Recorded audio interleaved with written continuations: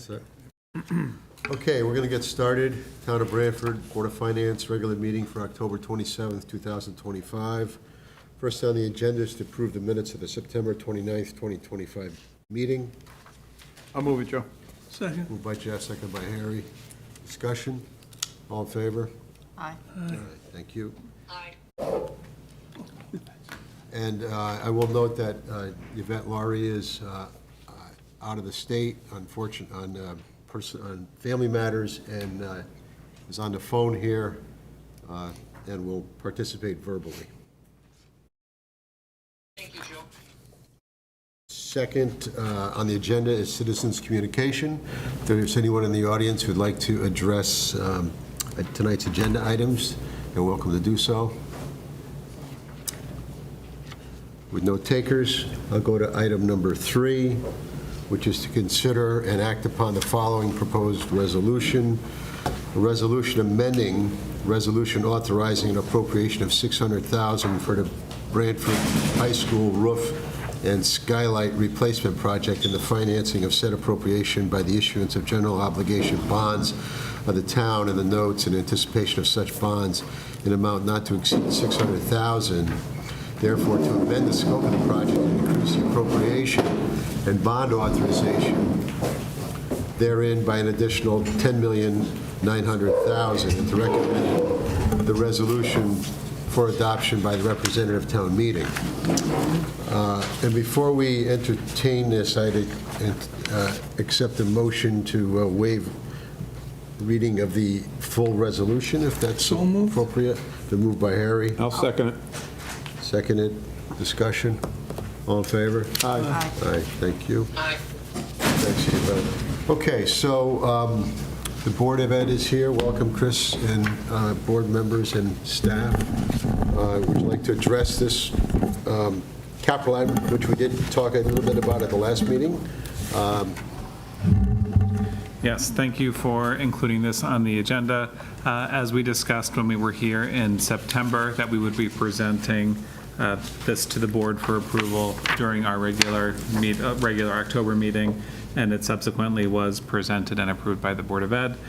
So we have new memos that are updated, and I'll have Blaze just talk through briefly what's included, and then we can entertain any questions.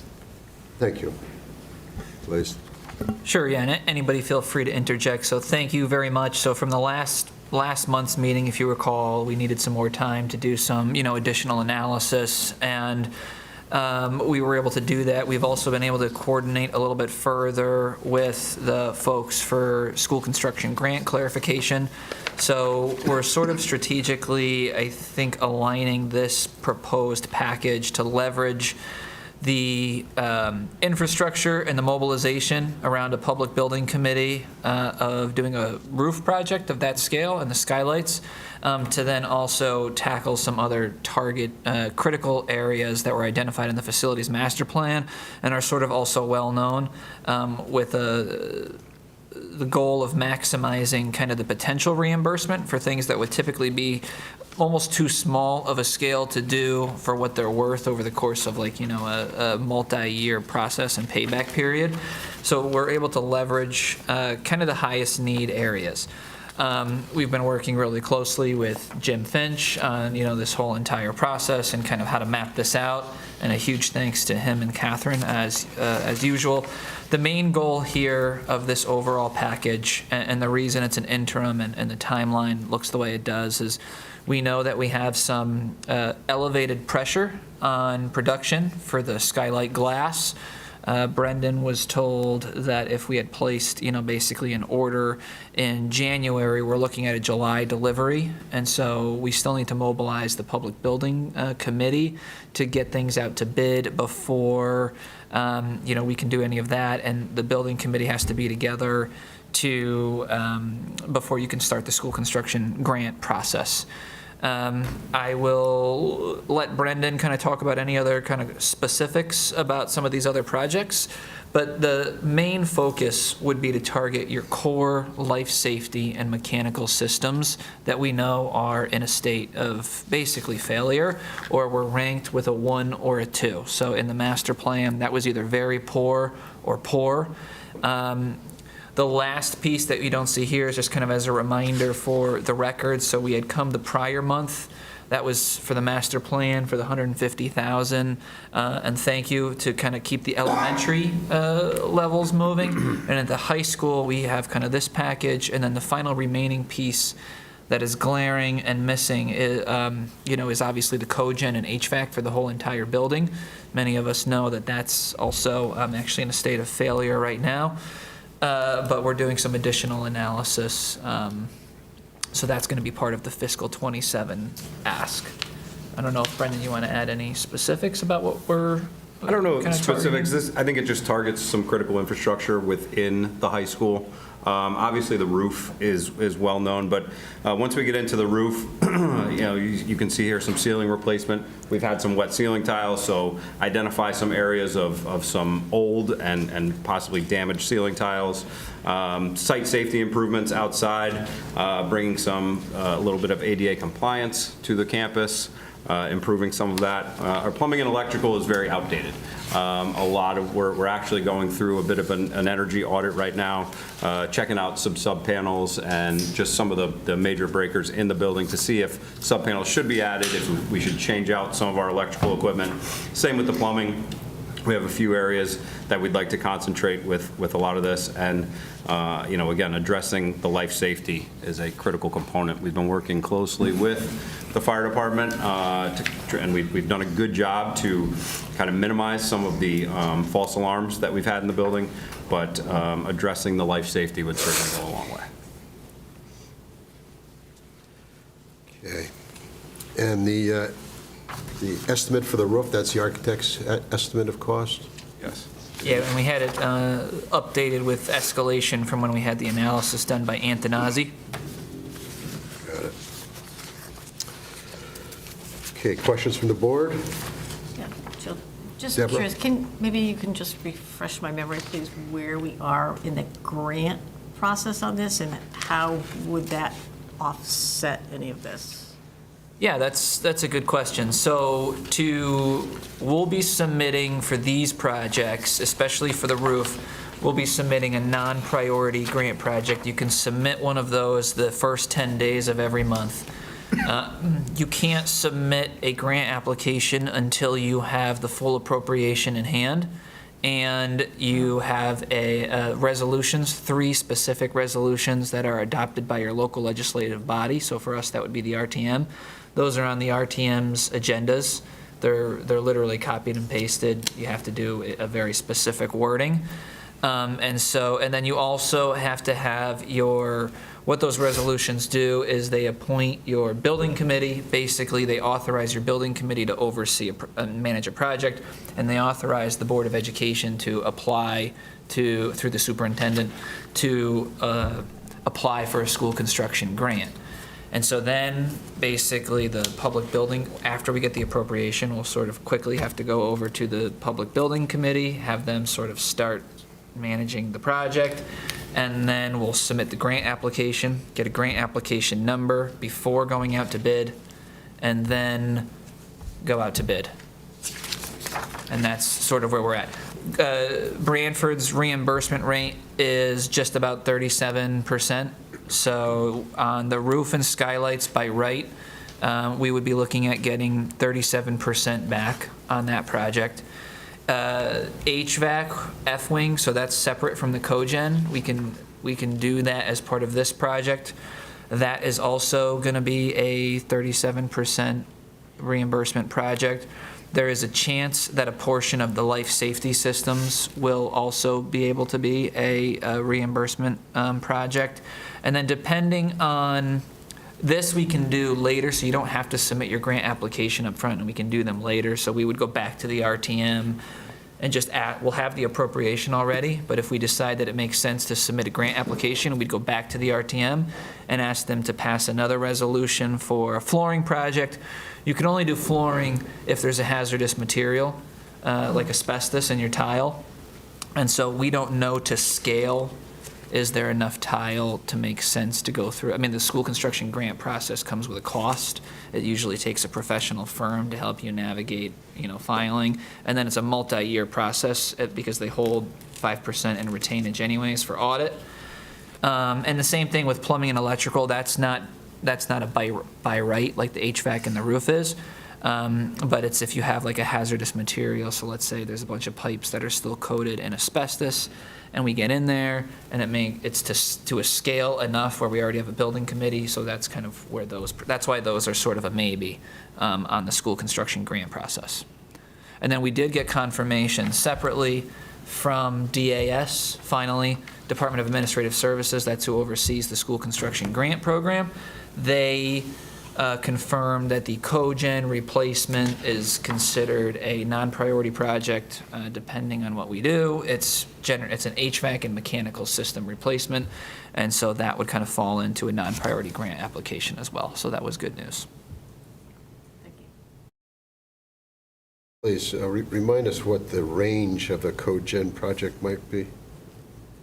I think we really have no idea, to be honest. The estimate for the total replacement in the master plan was around the $2.5 million. We're working with a engineering firm now to kind of identify how we replace. Do we replace in kind? What are our options? So it's kind of tough to say right Sure, now exactly what that total. Their charge for that firm is to present the town and Board of Ed and town with basically, after they're done with the analysis, 3 options. One being in kind, and then the other 2 being whatever they turn out to be the best based on the load. We're also, and Jim's been part of these meetings too, we've been meeting with the Green Bank about solar at the high school and maximizing maybe their capacity to do a solar project there with that roof based on the expiring kind of tax credits that are expiring at the end of the year. And so that's the other piece. The nice piece about potentially going with the Green Bank route is it allows us to get solar while also still replacing and rebuilding all the mechanical, electrical system, power system for the building. And that's sort of where those pieces are at. Okay, more to come on that. Additional questions from the board on this appropriation? Yeah, I got one. So last time we met, I think you had told us that the roof has several layers up there. Yeah. So this project will get us down to the original, and we'll have 1 layer when we're done. Is that kind of? So there's just different types of roofing systems. So there's 22 different sections of roof that are up there. Most of it is EPDM. There are different types of sections that are up there. But yes, this would be one consistent roofing system. Yep, one Across- system, one across the age. different sections. Yeah. Right, okay. Yep. And then we have kind of I think a strong maintenance plan as far as the skylights go. When we put in the triangular part of the skylights, it also came with, like a power washing schedule and some to extend the life of those that we can kind of implement immediately as well. So I think that's. Some of that was done this summer? Yes. The skylight? Yes, the pyramid portions were done this summer. Yep. Thank you. Okay, Jamie or Jim, anything to add on this? No, I think You're good? we covered No, it. the only thing I would say is that it's been good working with the Board of Ed over the years, and, we've found some ways to package this, and this is an example of that. It was important for us to work a little bit early in the process because the town was planning a bond issue, and as part of that process, the rating agencies like us to discuss what kind of our future plans are and what we're looking at. And so I wanted to make sure that these initiatives were at least on paper and discussed with the rating agencies. And so I'm proud to say that, that they were, that's one of the things that they typically cite Branford for, is its debt planning. And they did reaffirm the rating of AAA. So, and as Deborah, you've asked and Blaze has pointed out, we were very conscious of, the non-priority reimbursement rates too as an opportunity. And, essentially, we're basically going to only borrow the net. So out of the 11.5, in round numbers, we're probably looking at, based on what Blaze walked through with you, roughly between, I'd say 8 and 8.5 million, depending on how DAS falls on some of these projects. The other thing I'd point out is that, when you start looking at all these other projects, we wanted to make sure that we had an element of contingency, and that was a topic of discussion throughout the process. And the resolution does allow an allocation of contingency to the various, I think there's 7 projects there. And as Blaze mentioned, the roof already has a contingency built into the 8.8. So we think it's a good opportunity. I think they're sort of now looking at the 2 tracks.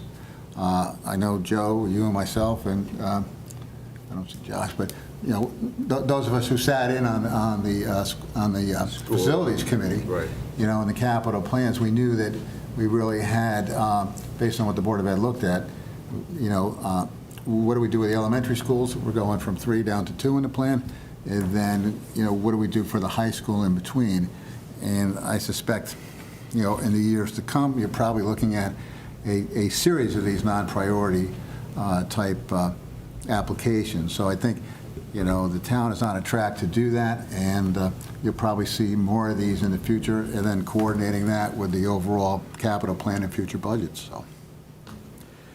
Okay, thanks, Jim, for that recap, and also congratulations to the town and the finance department, and you in particular with the AAA rating. It was a good report and very informational, so thank you. Okay, other questions from the board? If not, are we ready to move on this? I'll move it. Second? Move, second by Deborah. Questions? Yvette, any questions? Any discussion? No, sir. Okay, all in favor? Aye. Aye. All right, good luck. Thank you. Thank you. Okay. I think we're Yep, the next let's item. see, what else do we have here?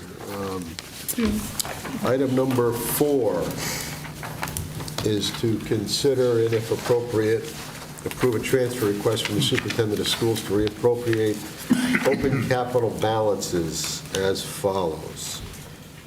From system-wide doors, $117. JBS architectural study, $28,305. System-wide boiler replacements, $20,990.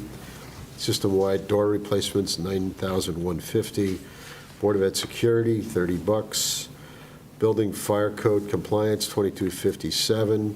Interior painting at JBS, $12,750. Office administration technology, $23. Insurance, Indian Neck School, boiler replacement, $22,610. 21st Century AV System and School Tech, $101. Facilities Master Plan, $5,000. Facilities Equipment, $909. System-wide door replacement, $25,000. Furniture, $434. Technology equipment, $883, for a total of $128,558. And reappropriated to building, fire, and code compliance, $87,306. Security cameras and equipment, $32,327, and system-wide roofing, $8,925, for a total of $128,558. Okay. That did a really good job summarizing this one. Yep. I do want to say thank you to Brendan for really executing a significant amount of capital projects over this past summer, especially. During my tenure, this is the best we've gotten at moving through our capital, to the point where we're asking to move $23 so we can continue. Yeah, I see that, right off the general ledger. That's good. And as you mentioned, you can see where the money is going is primarily for life safety purposes. And we just want to put that money to good use. So Blaze, if you have anything to add, please. No, I think it aligns with the goals of the master plan. Here, we're targeting sort of, again, it's basic, just life safety system and most critical need. And operationally, as you can see, there's just sort of, we're going back multiple years' worth of open capital accounts to kind of just reorganize it in a way that we can execute even easier. And it's pretty much, we already sort of know exactly what's needed for these 3 buckets based on the walkthrough audits that Brendan's team has done.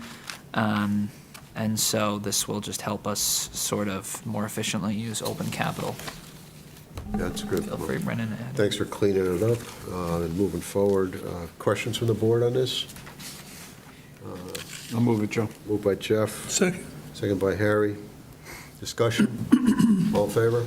Aye. Aye. Aye. Give it. Okay, folks. Thank you. Thanks very much. Good luck. Appreciate it. As usual, big thanks to Jim, too, is very critical in all of this, so couldn't do it without him. Thank you. Thanks, Blaise. Thank you.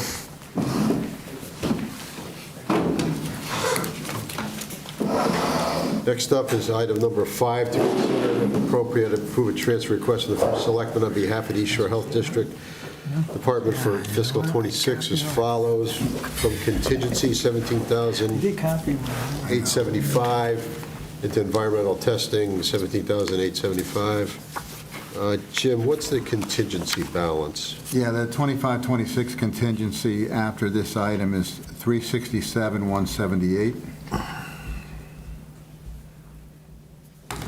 Okay. Jamie? Yeah, so I believe the board had in the packet a letter and a memo from the executive director from East Shore District Health Department requesting these dollars. The board may recall we did support their efforts a couple of years ago. I think we utilized some ARPA dollars maybe at that point, right, Jim? And what that did was to help fund their study to improve the water quality, primarily down the Short Beach area. That has historically has high E. coli content, bacteria, a lot of always ranks low. With this advanced testing, what they have done is not only collected samples, but once the samples come back that they indicate that there's poor water quality, they're sending these to a private lab to actually identify the source of the contaminant. So it's either avian, human, or dog, typically, and that's what they've found.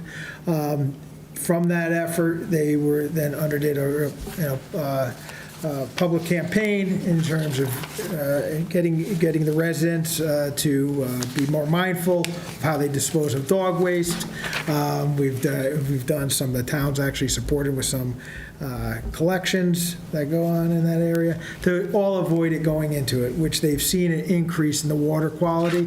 They still have a couple of hot spots, the Granite Bay and Pentecost outflow, as well as they want to identify some issues that are happening along the Farm River. That's also an effort not only to clean the water quality, but I think there's shellfish beds along this area as well. They have samples that are waiting in storage. They were going to utilize some funding that is a pass-through from federal funds through the state to the health district. However, those funds were recently cut. As I said, the executive director, Mike Pascasula, asked if the town would contribute to get that testing completed so they can then, therefore, identify the source of the contaminants. And other towns are contributing to this as well? Yeah, he's going to approach, I don't know if he's received a commitment. I think there's from East Haven and North Branford to contribute as well for their portion, particularly for the Farm River section. And did they contribute to the first phase? I think East Haven may. I'm actually, maybe you're right, Jim. Maybe both towns did. Well, I'm not sure about North Branford. East Haven definitely. East Haven did, Almost positive yes, did. for the Farm River section. Majority of the testing was in that first round was really happening in the Short Beach area. Got it. And I think he provided a breakdown of, yes, about out of the 17,873, 12,868.74 will be for the Short Beach area. 5,000, just over $5,000 will be for the Farm River samples. Questions from the board? Move it, Joe. Moved by Jeff, I'll second. I'll second it. Seconded by Yvette. Discussion? All in favor? Aye. Aye. Okay, thanks, Jamie. Let's see, where am I here? Okay. Very good. All in favor, did I say? Aye. Okay, thank you. Okay, item number 6 on the agenda, Jamie, are we going to defer on that? Or you want me to, Yeah, I mean, I'd like to just address the board. Okay, so- This, that's fine. So item number 6 is to consider and if appropriate, recommend approval to the Board of Selectmen regarding an employment agreement between the town of Branford and Catherine LaBanca for the position of Finance Director.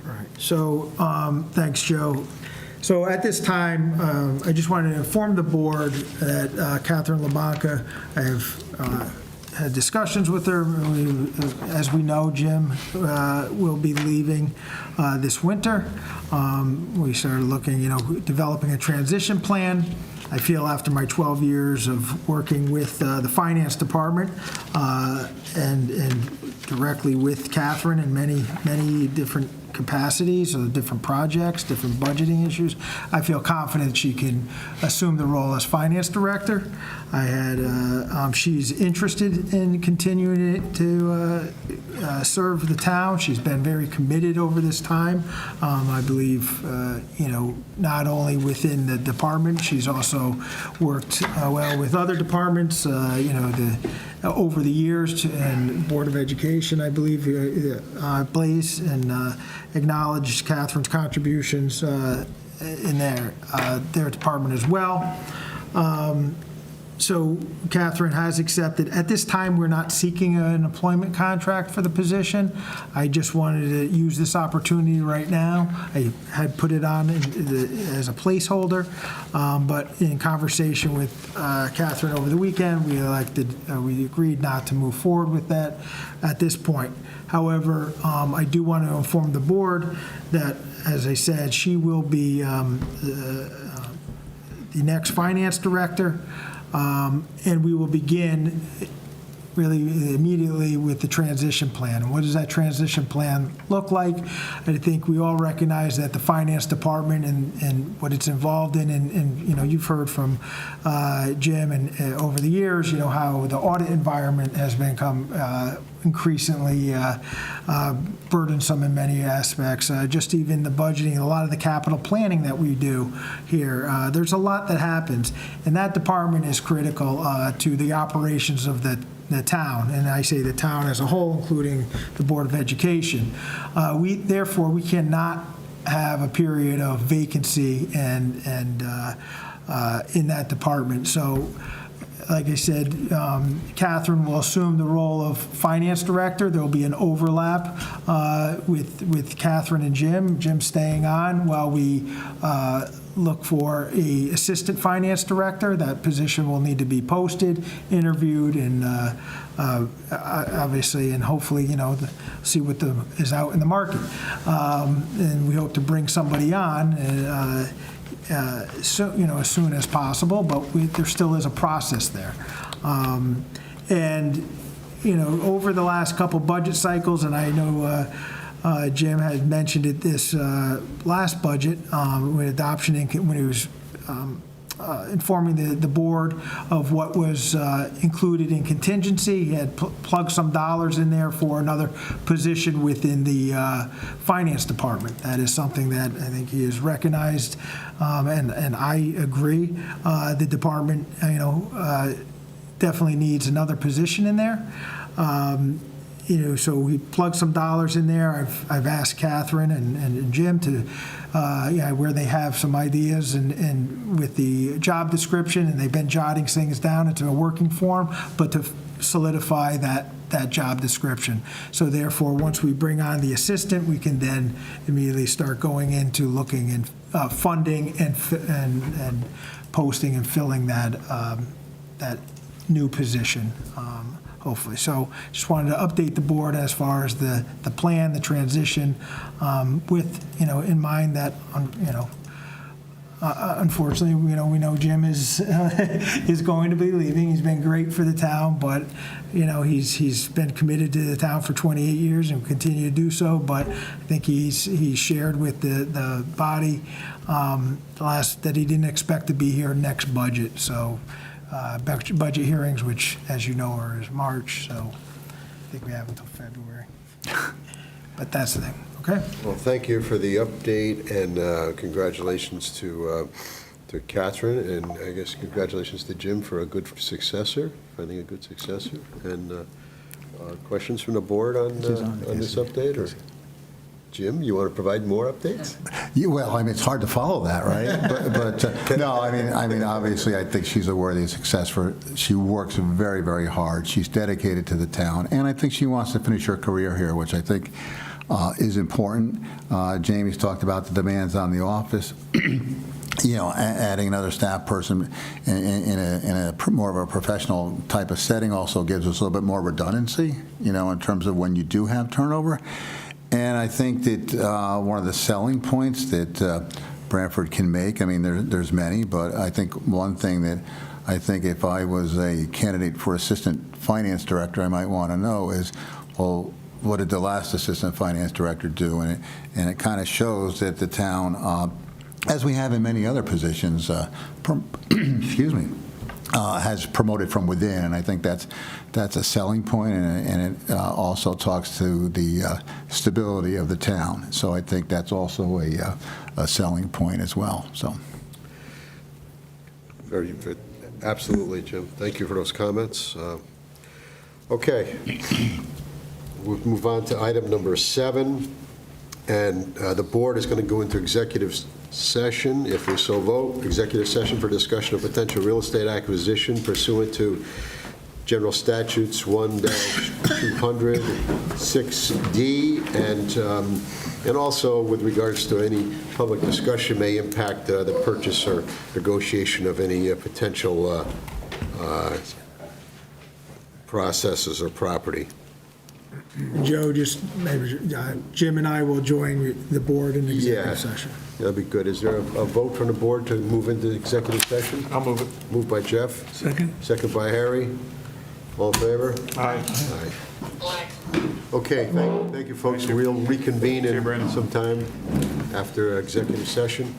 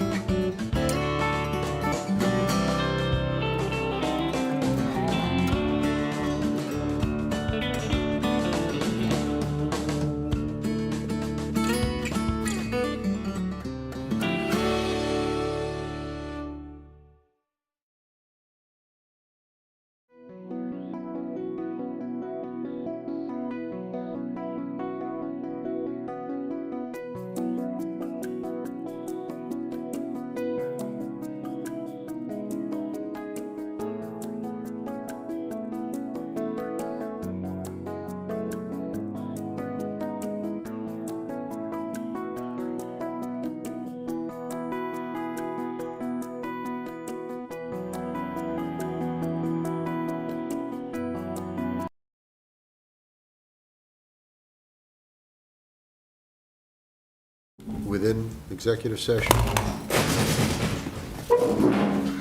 And with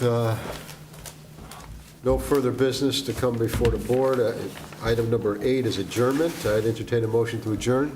I'll move it. I'll second. Moved and seconded. All in favor? Aye.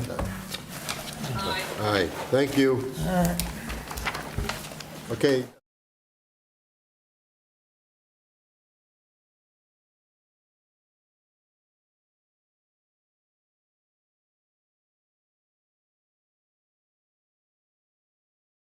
This program was brought to you in part through the support of the Town of Branford.